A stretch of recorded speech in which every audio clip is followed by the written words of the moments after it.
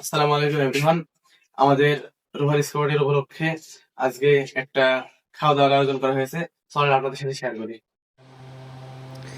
এখানে ইনি জাল দিচ্ছে, তারপরে পেঁয়াজ ওইখানে ফ্রাই করা হচ্ছিল।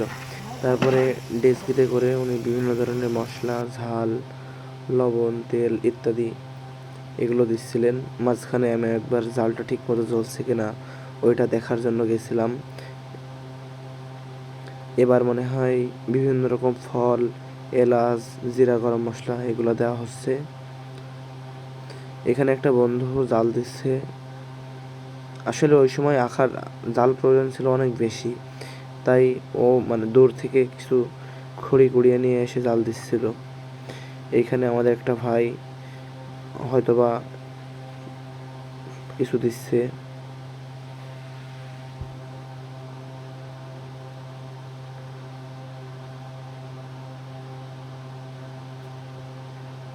এখানে হয়তোবা দারচিনি দেওয়া হচ্ছিল।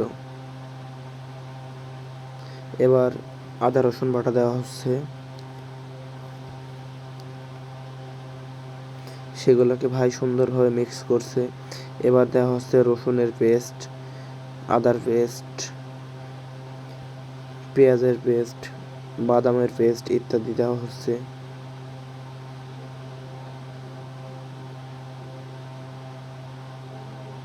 এটা সম্ভবত কিসের রসুন মনে হয়, নাকি বুঝতে পারছি না আমি। এবার তেল দেওয়া হচ্ছে, তারপরে এটা টেস্টিং সল্ট হয়তোবা, সেগুলোকে সুন্দরভাবে ভাই মিক্সড করছে। দেখুন কি সুন্দর লাগছে এখন দেখতে। এবার দেওয়া হচ্ছে হলুদ কালারের জন্য, এগুলোকে সুন্দর করে মিক্সড করা হচ্ছে। এবার কিছু পরিমাণ পানি দেওয়া হলো যেন নিচে লেগে না যায়।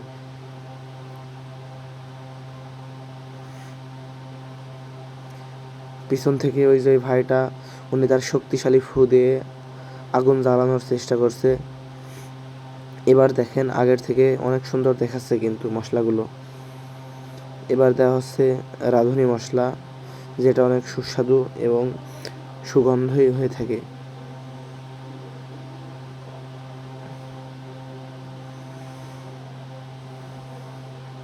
এবার কিছু পরিমাণ পানি দেওয়া হলো মশলাটা কষানোর জন্য, যেন মশলাটা এগুলোর স্বাদ অনেক বৃদ্ধি পেয়ে যায়।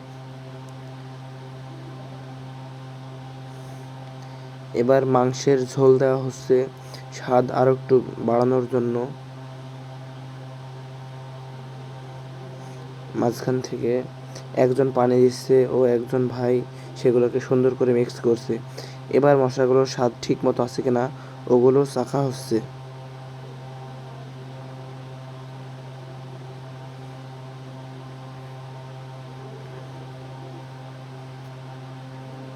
ডাল দেওয়া হলো।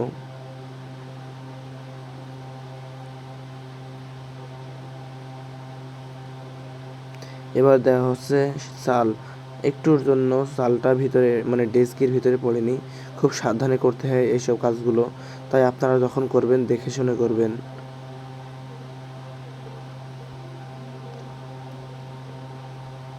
তারপর সেগুলোকে সুন্দরভাবে নাড়িয়ে ছাড়িয়ে দিচ্ছে আমাদের ভাইয়া। এবার আর একটু অতিরিক্ত হলুদ দেওয়া হচ্ছে যেন কালারটা আরও সুন্দর আসে।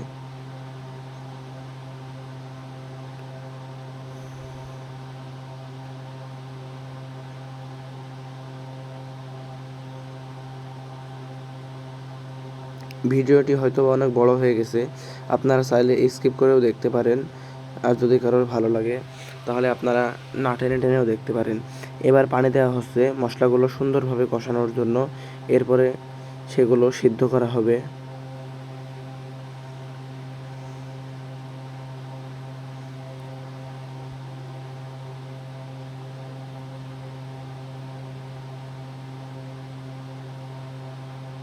এবার দেওয়া হচ্ছে পোলাও চাল। এটা দেওয়ার প্রধান কারণ হচ্ছে স্বাদ ও সুগন্ধ, যার কারণে খিচুড়ি ভাতটা আরও সুন্দর ও আকর্ষণীয় হয়ে ওঠে। এবং এর স্বাদ দ্বিগুণ বেড়ে যায়। মাঝখান থেকে আমার একটু মনে পড়লো, তাই আমি গিয়ে একটু রান্না বান্নার কাজে সাহায্য করলাম। দেখতে পাচ্ছেন আমাদের রান্না প্রায় কমপ্লিট। ঢাকনাটা সরানোর পরে অনেক সুন্দর একটা সুগন্ধ বের হয়েছিল, মনে হয়েছিল পুরো জায়গাটাই সুগন্ধে ভরে গিয়েছে। তারপর ভাই সেগুলো একটু নাড়িয়ে দিচ্ছিল যেন সবগুলো সমানভাবে সিদ্ধ হয় ভাতের ওইগুলো। এখন দেখতে পাচ্ছেন একটা ভাই কীভাবে আলোচনা করছে ও শুকনো ঝালগুলো কীভাবে ভর্তা করছে। হয়তো আপনারা এইভাবে কোনোদিনও ভর্তা করা দেখেননি। এবার দেখেন এগুলো একটি ফ্রাই প্যানের উপরে দিয়ে ঝালগুলোকে ওই সাইডে রাখা হলো এবং পেঁয়াজগুলোকে কড়াইয়ের উপর দিয়ে সুন্দরভাবে ভেজে নেওয়া হচ্ছে। তারপর পেঁয়াজ, আলু এবং মরিচ সুন্দরভাবে মিক্স করা হচ্ছে, সাথে একটু তেল যোগ করা হয়েছে। এবার ভাত পরিবেশনের কাজ শুরু হয়েছে। দেখতে পাচ্ছেন একজন ভাই একটি প্লেটে করে ভাত নিয়ে যাচ্ছেন সবাইকে পরিবেশন করার জন্য।